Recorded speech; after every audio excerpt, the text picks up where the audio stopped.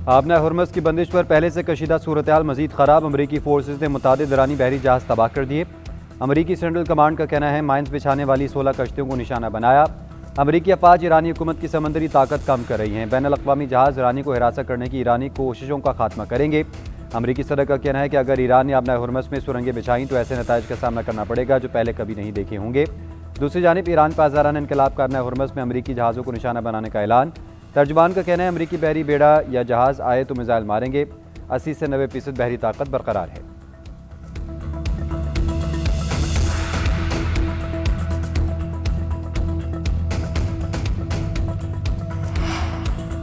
अमरीका अपने हुर्मस से गुजरने वाले जहाज़ों की हिफाजत से इनकार।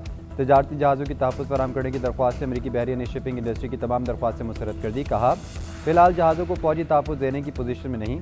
अमरीकी सदर ने बहरी जहाज़ों को तहफ़्फ़ुज़ फराहम करने का बयान दे रखा है। मुशीर क़ौमी सलामती अली लारिजानी का कहना है आबनाए हुर्मस तो सबके लिए अमन और खुशहाली का रास्ता होगा या फिर जहारियत करने वालों के लिए शिकस्त का रास्ता होगा।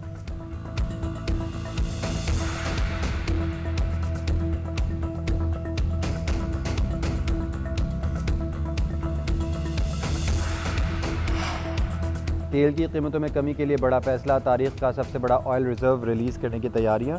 वॉल स्ट्रीट जर्नल के मुताबिक आलमी तवानाई एजेंसी ने रुकन ममालिक को तजावीज़ पेश की।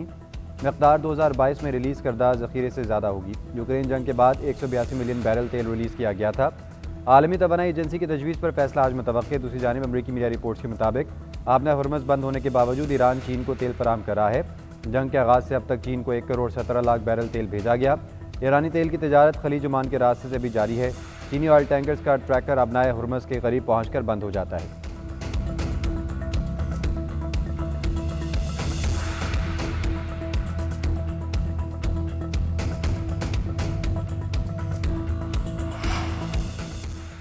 अमेरिका और इसराइल की ईरान पर बमबारी। रात भर तेहरान समेत मुख्तलिफ शहर में धमाके। शहदा की मजमूई तादाद 1350 से जायद हो गई। हुकाम के मुताबिक अमरीकी और इसराइली हमलों में 13,000 के करीब ईरानी शहरी जख्मी हुए। इसराइल के लबनान के दारुल बैरूत पर भी हमले।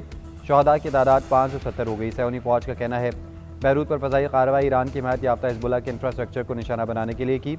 लबनान के मशरक़ी ज़िला बलबक में फ़ज़ाई हमले में 10 अफराद शहीद और 5 ज़ख्मी हुए। रिपोर्ट के मुताबिक इमारत में एक शामी ख़ानदान मुक़ीम था।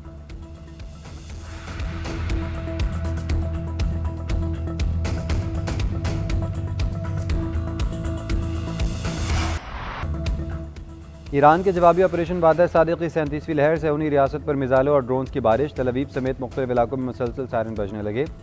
पासदारान इनकलाब का इसराइल के रामाद डेविड एयरबेस पर हमले का दावा। हीफा एयरपोर्ट और तल अवीव के मशरक़ी इलाकों को निशाना बनाया। बिन गुरियान एयरपोर्ट पर मिसाइलों की बौछार, एक के बाद दीगरे मिसाइल एयरपोर्ट पर गिरे। दूर दूर तक धमाकों की आवाज़ें सुनी गई। आँख के शोले बुलंद। सिवाय चंद के इसराइली दिफाई निज़ाम मिसाइलों को रोकने में नाकाम रहा। खित्ते की अमरीकी तनसीबात भी ईरान के निशाने पर।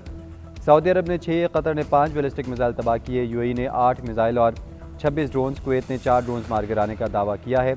बगदाद में अमेरिका के विक्टोरिया एयरबेस पर भी मिसाइलों और ड्रोन से हमला। पेंटागन के मुताबिक ईरान जंग में अब तक 140 अमरीकी फौजी जख्मी हुए। 8 की हालत तशवीशनाक है। लबनान का भी मिसाइल से हमला। इसराइली फौज का कम्युनिकेशन सिस्टम तबाह हो गया।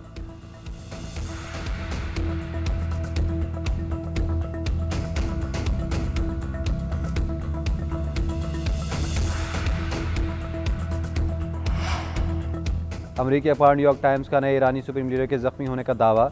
रिपोर्ट में ईरानी ज़राए के हवाले से लिखा कि मुश्तबा खमनाई जंग के आगाज़ में ही जख्मी हो गए थे। 28 फरवरी को होने वाले हमले में वो जद में आए। उनकी टांग पर जख्म आया था। मुश्तबा खमनाई का अपने इंतखाब के बाद से अब तक कोई बयान सामने नहीं आया। ईरानी हुकाम ने नाम ना जाहिर करने की शर्त पर बताया कि मुश्तबा खमनाई सामने ना आना उनकी हिफाजत के पेश नज़र है। मुश्तबा खमनाई महदूद राब्ते के साथ महफूज मकाम पर मौजूद हैं। ईरानी वज़ारत ख़ारजा के तर्जुमान इस्माइल वक़ाई का कहना है मुश्तबा खमनाई का पैगाम जिन्हें मिलना था उन्हें मिल चुका है। ईरानी सदर के बेटे यूसुफ पज़ेश्कियान का कहना है नए राबर मौज़म महफूज और सेहतमंद हैं।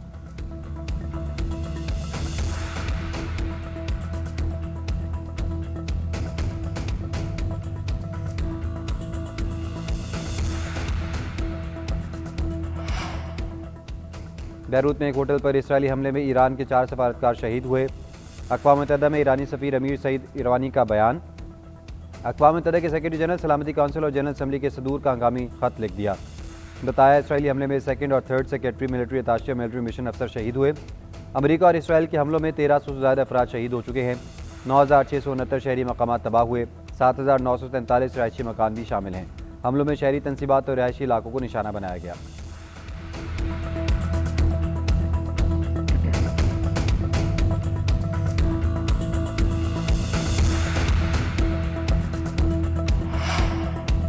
ईरान शदीद दबाव और मायूसी का शिकार है। मिसाइल हमलों के लिए स्कूलों और अस्पतालों जैसे मकामात का इस्तेमाल कर रहा है।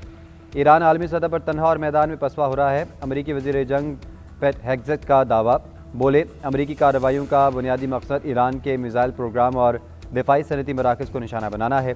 ईरानी बहरिए की सलाहियत को ख़त्म करना भी अमरीकी हिकमत अमली का हिस्सा है। आज हमलों में मज़ीद शिद्दत आने का इम्कान है।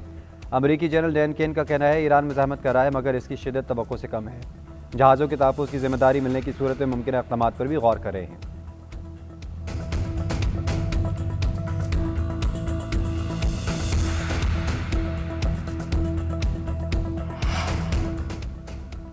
इसराइल के क़याम पर बरतानिया से माफ़ी मांगने का मुतालबा। 45 से ज़ायद बरतानवी अरकान पार्लियामेंट ने ख़त लिख दिया। हुकूमत से मुतालबा किया कि बरतानिया को अपने माजी के इक़दामात की जिम्मेदारी कबूल करनी चाहिए। इसराइल के क़याम की राह हमवार करने में अपने तारीख़ी किरदार पर बाज़ाब्ता माफ़ी मांगे। बलफोर ऐलान के नताइज आज मशरिक़ वस्ता में देखे जा सकते हैं। इसी के नतीजे में फ़लस्तीनियों को मुश्किलात और तशद्दुद का सामना करना पड़ा।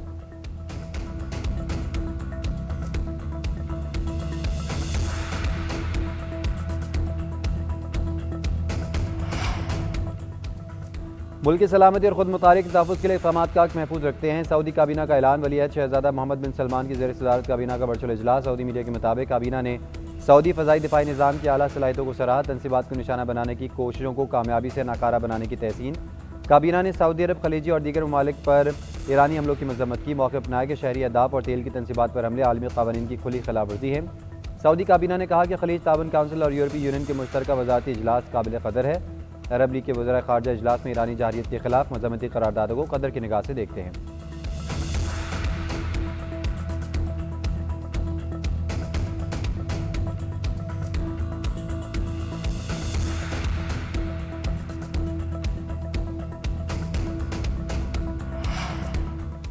वज़ीर आला खैबर पख्तूनख्वा रेडियो पाकिस्तान हमला केस में नामजद तफ्तीशी अफसर ने पेशावर की इंसराद दहशतगर्दी अदालत में चालान जमा करवा दिया।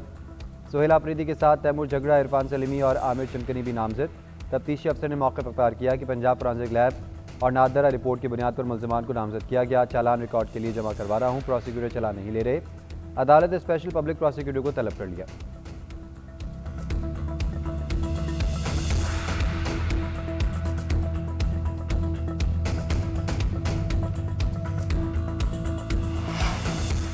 £190 मिलियन केस में बानी और बुशरा बीवी की सज़ा मुअत्तली की दरख्वास्तों पर समाअत। स्पेशल प्रोसिक्यूटर नैब के पेश न होने पर 1 लाख रुपये जुर्माना आयद। नैब की सज़ा मुअत्तली के खिलाफ दरख्वास्त पर बानी PTI को नोटिस जारी। सलमान सफदर की आज ही दलाइल सुनने की सज़ा मुस्तरद। वकला का वकालतनामे पर 4 माह से दस्तखत न होने पर शिकवा। चीफ जस्टिस ने रिमार्क्स दिए, कोई भी बंदा भेजते हैं सुपरिटेंडेंट जेल दस्तखत करवा के दे देता है। एतराज़ ऐसे ने मौका इख्तियार किया, बानी को जेल में कैद तन्हाई में रखा हुआ है। कैद तन्हाई इंसान को बहुत मुतासिर करती है, ये तशद्दुद है। नैब हुकाम ने प्रोसिक्यूटर के आइंदा समाअत पर पेश होने की यकीन दहानी करवा दी।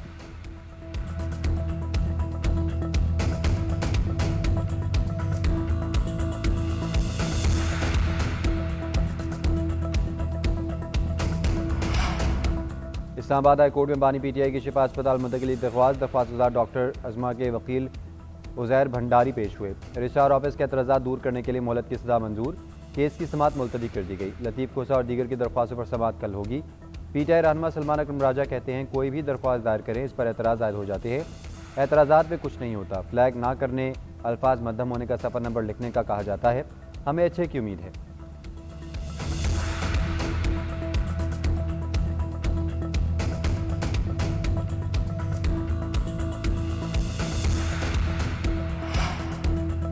अदालत के फैसले माजी से लागू नहीं होते। सुप्रीम कोर्ट फैसले से पहले अख्तारों का हक पैदा हो चुका था। मतवफ़ी कोटा सिस्टम से मुतल्लिक़ वफ़ाक़ी आईन अदालत का बड़ा फैसला। अदालत ने Sindh high court Larkana bench के फैसले को दुरुस्त करार दिया। तमाम 10 दरख्वास्त गुजारों की तैनाती को जायज़ करार दिया। अदालत ने इस मामले में सिंध हुकूमत की अपीलें भी खारिज कर दी।